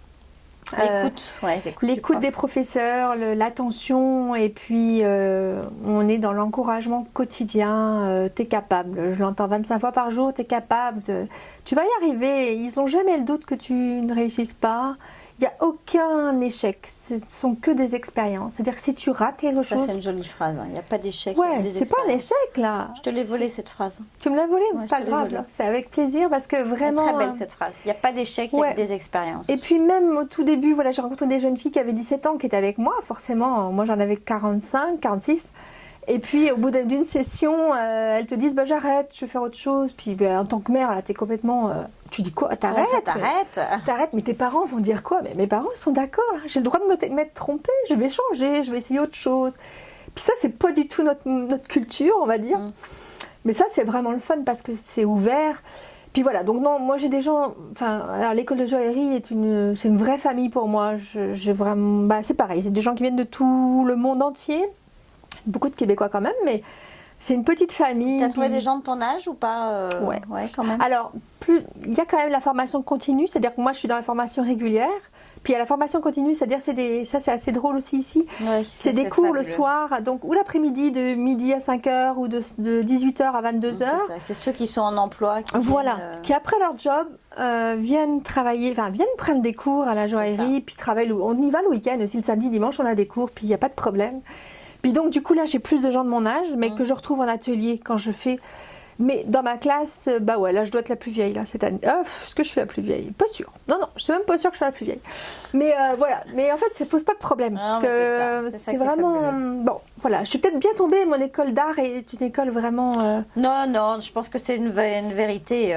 Je veux dire après tout le monde n'a pas la capacité à reprendre des études, à recommencer, à refaire de la philo, de la littérature québécoise. Voilà, il faut. Ça fait aussi partie de la résilience, mais globalement, ceux qui s'accrochent et qui y arrivent réussissent. Donc, surtout le français. Le français, ça m'a fait vraiment. Parce que quand on a 16 ans, qu'on passe le bac de français, on n'est pas vraiment mûr. Et moi, j'ai donné des cours de français en France là. Donc je leur ai expliqué. On m'a dit non, mais il faut que tu repasses tout le français. Et au début, je trouvais ça normal. Là, je commence à trouver ça dur. C'est tannant. C'est tannant parce que tu tournes quand même à 19 sur 20 de moyenne, puis il faut que tu le valides là. C'est ça, il faut le valider. Il va falloir que tu le valides. Mais Jérôme a dû reprendre pareil et passer ce fameux examen là. L'épreuve uniforme de français. Voilà, l'épreuve uniforme de français. Et c'est très compliqué parce qu'une virgule, c'est un point. C'est ça. Un accent. Un accent, c'est un point. Et on ne peut pas avoir plus de 33 c'est 30%, tu ne peux pas avoir 30% de faute. 30%, enfin ça compte en 30%. Et ça va très vite, c'est-à-dire que moi, la ponctuation, moi je faisais pas forcément attention en France, mais là les virgules, boum, c'est un point de moins à chaque fois. L'accent pas placé, quand tu fais vite tes accents, pouf. Non, les guillemets, il faut que ce soit des vrais guillemets, les triangulaires et pas les deux petites... Tout est bien. Par contre, ce qui est vraiment bien au cégep, et ça je le dis pour les gens qui ont des problèmes de dyslexie, de dysorthographie, il y a vraiment des plans d'aide où... Il y a le CED, ça s'appelle, c'est vraiment quelque chose dans le cégep qui permet d'aider les gens qui ont des problèmes, qui ont plus de temps. Il y a des structures de mise en place. Et ça, c'est fabuleux, quoi. Si vous n'avez pas jamais réussi à l'école en France, puis vous venez ici, là, vous trouvez que c'est le paradis, parce que tout le monde peut réussir ici. Tout est ouvert, tout est possible, en fait. On est en Amérique, là. C'est possible. C'est possible. C'est en fait, voilà, c'est ça. Tout est possible. Et tout est possible. Rien n'est erreur. Tout est essai. Puis voilà, puis en même temps, c'est vrai, là, quand tu te trompes quelque part, quand tu fais une erreur, ça t'a servi d'expérience, ça t'a servi, puis tu vas pas refaire la même chose, là, tu vas pas faire la même bêtise. Puis moi, je le vois au quotidien, c'est très formateur, puis on nous fait confiance. Alors voilà, ici, la différence aussi, c'est qu'on te donne la confiance immédiatement, tu l'as, maintenant, à toi de la garder. La tromper, hein. Par contre, il ne faut pas la tromper, ouais. Si tu la trompes, là, c'est mort pour un moment, là. Mais... C'est mort pour un moment, c'est mort pour ta réputation. Ouais. Tout est un petit monde en fait, parce que Montréal, on a l'impression que c'est grand, mais moi je vois dans mon milieu, on se connaît tous, puis on te fait super confiance, mais t'as pas intérêt à faire une crasse à quelqu'un parce que c'est fini là. Puis t'es grillé sur le marché. Puis c'est comme ça, puis moi ça correspond à ma philosophie, donc ça va très bien. Mais voilà, faut être prêt en tant que Français, on n'est pas dans... Là, on n'est pas dans le... Comment je dirais? C'est comme comme l'histoire de la conduite. Il y a des règles, il faut les respecter. Là. Même si nous, on est latins en France, puis qu'on fait... on essaie de s'arranger avec la loi, là, ça marche pas. Là, c'est boum. Mais voilà, c'est comme ça. C'est ça, il faut être prêt à l'accepter. Il faut être prêt à l'accepter, oui. Merci Catherine. Je t'en prie. Pour cette bonne interview. Oui, tu veux rajouter un petit quelque chose? Juste sur la santé. Pour ceux qui veulent venir, moi, je veux juste dire... soyez... Attention, la santé ici. Oui, c'est vrai. La prise en charge de la santé n'est pas du tout la même qu'en France. L'éducation non plus, c'est-à-dire qu'on ne va pas voir le médecin pour un bobo. Hein. Là, ici, on voit le médecin une fois dans l'année pour juste le bilan annuel. Si vraiment tu as quelque chose, tu trouves un médecin, il n'y a pas de problème. Mais c'est pas du tout la même culture. Il faut bien prendre en compte. Et puis, si vous venez, moi j'aurais un conseil, venez avec des sous parce que ça coûte cher quand même. La médecine au cas où, oui. La médecine, tout est cher en fait au début. Et puis, il ne faut pas venir, même si on vous demande un minimum d'argent quand vous arrivez dans les papiers, là, il en faut un petit peu plus. Il en faut plus parce qu'il peut y avoir plein d'imprévus. Puis, quand vous arrivez à l'hôpital, puis que vous n'avez pas encore la carte soleil, ben, on ne vous examine pas si tu ne donnes pas $800 en arrivant. Enfin, c'est des détails, mais... Ça peut quand même vous empoisonner l'arrivée. Avec l'existence. Ouais. Et puis soyez prêts, voilà. Vous êtes des immigrants. Je suis désolée, mais il faut vraiment le dire parce que... Non, mais t'as raison. Pour moi, c'est un très beau mot, immigrant. Il n'y a pas du tout de... Mais il faut vraiment que vous soyez prêts dans votre tête à être des immigrants, à devoir vous adapter à un pays. Puis il ne faut pas oublier qu'ici, on est en Amérique, c'est juste des Américains qui parlent français. Voilà. Je dirais ça en conclusion parce que on n'est pas en France, c'est pas un petit bout de la France, même si c'est la Nouvelle-France, ça n'a rien à voir là. C'est des Américains qui parlent français de temps en temps, qui parlent beaucoup américain, enfin beaucoup anglais. Mais voilà, je dirais, je veux juste mettre en garde par rapport à ça parce que ça a beau être tout beau, tout rose. Bon, voilà. Puis moi, maintenant tout le monde est épanoui, tout le monde veut rester là, donc ça va bien. On va partir sur la deuxième démarche qui est de la résidence permanente. Voilà. Et comment tu as connu du côté de Montréal, Catherine ? C'est très drôle. En fait, quand j'ai parlé de mon projet à ma coiffeuse de France, elle avait vu l'émission sur TF1. Et puis, elle m'a dit, il faut que tu regardes en replay. Il y a des gens qui habitent dans le sud de la France qui partent. Puis, la fille, elle a un truc Facebook et tout ça. Donc, je me suis dit, bon, allez, on va regarder. Puis, j'ai commencé à regarder. Puis, donc, Géraldine, c'est comme si je te connaissais depuis... je la suis depuis le début. Puis, après, on a eu une amie commune. Et puis, du coup, j'ai dit, bon, voilà, on a été mis en relation comme ça. Mais c'est vrai que moi, je te suis depuis le début. Voilà comment j'ai Je sais, puis c'est vrai que j'encourage à regarder parce que tes capsules sont pleines de vérité. Celles que tu fais, Valérie, là, moi j'ai rencontré Valérie au sein de l'immigration l'autre fois. C'est vrai que ça permet d'avoir plein de réponses sur des questions. Donc, il y avait Hélène, il y avait maintenant le Fabrice, c'est ça, Fabrice aussi, il dit tellement plein de vérités. Quand tu es là, tu te dis, ouais, si j'avais su ça pour trouver l'appart, c'est des tas de détails, mais qui peuvent... Ouais. Donc, continuez à regarder parce que chaque capsule est très riche. Riche d'informations. Ouais, et puis vous vous en rendrez compte quand vous serez là. C'est ça, c'est ça. Parce Je ne dis pas que des mensonges, je dis beaucoup de vérités, parfois un peu trop, mais voilà, il faut les connaître. Ouais, il faut les connaître. Puis il faut les vivre, surtout. Tout à fait. Merci Catherine. Merci Géraldine, à bientôt. On se retrouve après la pause. La parenthèse immobilière vous est présentée par Fabrice Wolzenlogel. Bonjour Fabrice. Bonjour Géraldine. Alors, cette semaine, on va faire quelque chose d'un peu hors cadre par rapport à ce que je fais d'habitude, où j'essaye d'être très objectif, de vous donner des choses, on va dire, très factuelles sur comment ça passe. Je vais être très subjectif cette semaine. Je vais vous parler des quartiers. Et je vais vous parler des quartiers parce que c'est une des questions qu'on me pose le plus souvent, des gens qui arrivent. Où est-ce qu'on doit habiter, les quartiers sympas, etc. Qu'est-ce qui fait leur différence. Voilà, donc je vais essayer, de façon très subjective, je le répète, de façon à ce qu'il n'y ait pas de malentendu. J'ai balayé Montréal. De vous donner les quartiers que je conseille en priorité aux gens qui arrivent. Alors, je fais la part des choses. Au jour d'aujourd'hui, je parle de familles qui arrivent, d'accord, qui en règle générale ont comme critère le fait d'être proche d'un métro. Ça fait partie de leurs critères. C'est vrai. Le fait d'être proche d'une rue commerçante, ça fait partie des choses qu'on me demande souvent. On veut une rue commerçante avec la boulangerie du coin, voilà, avec la boulangerie, les terrasses, les petits restos, etc. On veut des garderies ou on veut des écoles et on veut aussi ne pas être très loin, forcément, très souvent, des écoles françaises. Enfin, du moins du système français. D'accord ? Donc, je le répète, c'est subjectif, mais c'est quand même, ça tourne autour de ce profil-là. La famille qui veut arriver sur Montréal. D'accord ? Vous avez cherché un autre profil. Vous pouvez toujours contacter Fabrice. On en parlera après, parce que je vais vous en parler aussi après d'autres profils. Bon. Mais voilà, ça c'est le profil. Alors, il y a classique, je veux dire entre guillemets. Alors déjà, parenthèse, c'est que tous les quartiers de Montréal et de l'île de Montréal ont des bons côtés, ont des coins sympas, il y a des parcs, on est près de l'eau, enfin bon, et tout. Donc je n'en exclus aucun dans mon analyse ici, mais je vais vous en parler de ceux que plus classiquement je conseille. L'un des plus classiques et l'un des plus traditionnels que je conseille, c'est Notre-Dame-de-Grâce, aussi bien à l'achat qu'à la location. Pourquoi ? Parce qu'on est à la fois dans un quartier très résidentiel, énormément de parcs. L'habitation, c'est l'habitation traditionnelle pour la grande part, c'est-à-dire des maisons avec des bas de duplex et des hauts de duplex, ou un cottage complet. On n'est pas très loin dans la partie, on va dire, qui est proche de Descarrés, on n'est pas très loin des métros que sont Namur, que sont Villa Maria et que sont Snowdon. Donc je dirais on a ça. Et on a l'artère principale qui est l'avenue Montcland. Et cette avenue Montcland s'est beaucoup développée ces dernières années.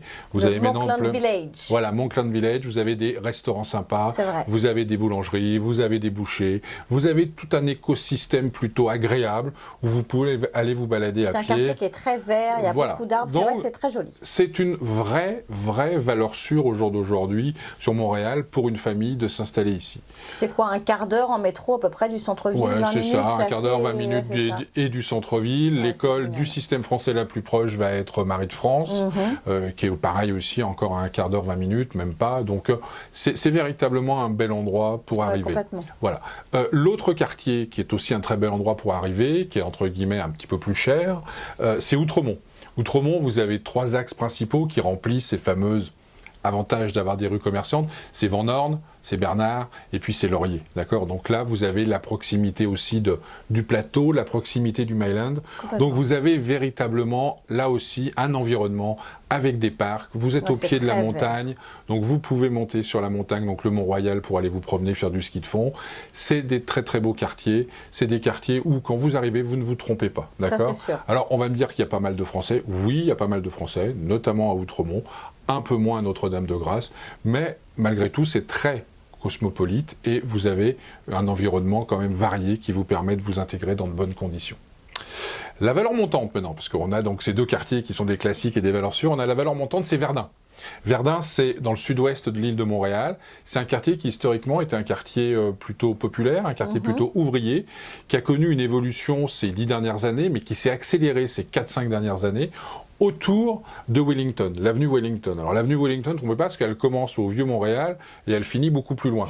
Donc là, on parle vraiment de la partie de Wellington sur Verdun, qui elle aussi a connu ces dernières années un embourgeoisement, on va appeler ça comme ça, avec des beaux restos, des bonnes pâtisseries, des commerces intéressants et tout. En plus, Verdun, vous êtes à proximité de l'eau, à proximité du canal, vous avez les pistes cyclables et c'est un quartier qui devient très familial et qui est aussi bien à l'achat qu'à la location, plus abordable que les deux quartiers dont je vous ai parlé. Et il y a le métro, puisque vous avez le métro de l'église notamment, qui vous emmène là aussi en ligne directe, je dirais au centre-ville. Voilà.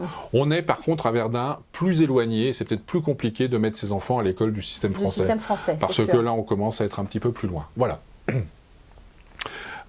L'autre valeur montante, je dirais, qui est plus à l'achat et qui est au jour d'aujourd'hui pas aussi abouti que tous les autres quartiers dont je vous ai parlé, mais qui à mon avis, si vous voulez acheter, si vous voulez vous projeter à 5-7 ans, et si vous voulez vous dire, pardon, je pense que je vais faire une bonne affaire, parce que dans l'immobilier, on n'est jamais sûr, hein, évidemment. Bien, en tous les cas. Je suis pas en train de vous donner un blincein et de tamponner quelque chose, mais vous pouvez vous dire, c'est en fin de compte le quartier du sud-ouest, donc qui est en fin de compte juste au nord de Verdun, à peu près aligné sur Verdun, mais juste au nord de Verdun, et notamment Côte-Saint-Paul et Villemar. L'avantage, c'est que c'est un quartier qui est pour l'instant en devenir, avec l'avenue Monque, qui est en devenir, mais il y a des signes avant-coureurs que ça se passe bien. Toutes les banques ont refait leur façade, certains commerces ont évolué. On a des petits signes un petit peu avant-coureurs. Les banques qui refont leur façade, elles redeviennent toutes belles, elles sont bourgeoises. Donc on sent que ça bouge. On a 3 métros. On a à la fois le métro Monque, qui est le central, mais on a aussi Jolicoeur, et puis on a au bout de cet arrondissement-là, en quelque sorte, Angrignon. Angrignon est aussi un endroit où vous avez un grand centre commercial, en fin de compte, où vous avez toutes les grandes anciennes. Donc l'avantage, c'est que vous avez les parcs, des écoles, des garderies, un quartier familial, et là on est encore dans des prix qui sont plutôt très abordables. Très souvent, ça va être des petits duplex, c'est-à-dire avec 80-90 mètres carrés sur chaque niveau, mais dans lequel vous pouvez vous faire un très très beau cottage. Duplex façon française, hein? Oui, non, un duplex façon québécoise. Façon québécoise, c'est-à-dire que vous avez une maison avec 2 appartements. Ce sont des petits appartements, mais l'avantage c'est que vous pouvez vous faire une très belle... Ah, on peut les rassembler. On peut les rassembler, se faire un cottage complet, à bon prix, et je suis quasiment persuadé que ce quartier-là va connaître les évolutions qu'ont connues Verdun, qu'ont connues d'autres quartiers ces dernières années. Donc ça, c'est, à mon sens, pour les gens qui veulent parier, investir et parier un petit peu, c'est très intéressant. Très bien. Après, à l'inverse, il y a un quartier auquel je ne crois pas du tout. D'accord, ça t'appartient, alors que certains y croient. Donc c'est pour ça que je vous dis que c'est très subjectif. C'est Mercier Hochelaga. C'est Mercier Hochelaga. Pourquoi je n'y crois pas du tout? Parce que quand j'ai commencé dans ce métier, j'ai fait des deals il y a une dizaine d'années, donc dans ce quartier-là. Et à l'époque, on m'avait dit, ça va bouger, ça va complètement changer, c'est en train d'évoluer, etc. Oui, ça a évolué, mais vraiment sur des micros endroits. Mais dans sa globalité, c'est pas un quartier qui a bougé. Ça n'a pas bougé depuis 10 ans. Et donc, je ne vois pas pourquoi ça bougerait dans les 10 prochaines années, parce qu'il n'y a aucun signe là, avant-coureur, que ça va véritablement exploser et changer. D'accord. Donc, voilà. Mais là aussi, visitez, faites-vous votre idée, c'est très très subjectif. Donc ça, c'est Mercier Hochelaga. Mercier Hochelaga. Ensuite, c'est les faux amis pour une famille. Parce que ce que j'appelle les faux amis, c'est des quartiers qui semblent être des endroits où on dit ça va être sympa. Et puis pour une famille, on se rend compte que c'est pas terrible. Notamment, c'est le Vieux-Montréal. Ah oui, ça. Le Vieux-Montréal, c'est vrai que c'est super sympa, c'est super agréable. Il y a un côté européen, vous avez l'eau à côté, vous avez des rues magnifiques, vous avez des appartements qui sont très grands, qui font 160 mètres carrés, les appartements. Simplement, dans 160 mètres carrés, il y a 2 chambres. Donc, ça commence à être compliqué pour loger une famille. Il n'y a pas de parc, il n'y a pas d'école. Il n'y a pas de commerce de proximité. Il n'y a pas de commerce de proximité. Donc, si vous êtes une famille, à mon sens, c'est vrai qu'il n'y a pas d'épicerie, il n'y a rien. Il n'y a rien du tout. C'est pas du tout. Et vous avez un seul métro qui est McGill. Pour se stationner dans ce quartier, à moins d'avoir un... Sur l'avenue McGill. Donc, je dirais que c'est en ça que c'est un faux ami, parce que oui, c'est attirant, oui, c'est sympa, oui, c'est central, mais pour une famille, vous n'avez pas du tout les commodités qui vous permettent d'être bien, aussi bien en termes de logement qu'en termes d'environnement. Et puis, Griffintown. Griffintown, on en parle beaucoup. Le fameux Griffintown, avec ses tours, la Tour des Canadiens et d'autres qui se sont développés ces dernières années. c'est pareil, c'est un super endroit pour vivre, je ne vais pas dire le contraire. Vous êtes aux portes du centre-ville, vous êtes aux portes du Vieux-Montréal, vous avez l'eau qui n'est pas très loin. Des restaurants super sympas. Du restaurant sympa, une rue qui se développe avec des magasins de déco sympas, des enseignes qui sont montées, très bien. Simplement, les appartements sont des appartements en règle générale de 1 ou 2 chambres. C'est vrai. Pas plus. C'est très rare d'avoir des 3 chambres. Ils font 60 mètres carrés. Ils sont complètement standardisés. Donc je dirais que c'est le point de chute idéal si vous voulez louer ou acheter, que vous êtes un jeune couple ou un célibataire qui arrive et qui se dit « je cherche un endroit où ça bouge, où il y a entre guillemets une vibration, où je peux faire des choses ». Et les tarifs sont plus chers qu'ailleurs dans ce quartier Griffinton ou ça reste... Griffinton, c'est toujours pareil. Si on remet ça au mètre carré ou au pied carré, oui, mais pourquoi? Parce que aussi les immeubles ont des services. Oui, c'est ça, il y a la piscine, la salle de sport. Vous avez la piscine, la salle de sport, le chalet urbain, la piscine sur le toit, vous avez très souvent aussi un garage. Des grandes terrasses avec le barbecue. Des terrasses et tout, donc tout ça, ça a un coût à un moment donné, d'accord? Donc je dirais que ce quartier-là, quand on arrive, oui, si on est un jeune couple, oui, si on est un célibataire, ça peut très bien faire pour une famille, je le conseille pas. D'accord. Voilà, donc j'ai été très subjectif, je vous ai donné, moi ce que je vous conseille c'est envoyez-moi vos commentaires, envoyez-moi vos demandes. Exactement. Dites-moi que j'ai tort, prouvez-le-moi sur la parenthèse immobilière @gmail.com. C'est ça. Et je suis tout à fait preneur de vos commentaires et je suis tout à fait preneur de faire évoluer mes idées. Voilà, exactement. Ok, génial. Bon, écoutez, bonne semaine à tous et puis on se retrouve la semaine prochaine avec toujours les bons conseils de Fabrice. À bientôt, au revoir. Au revoir.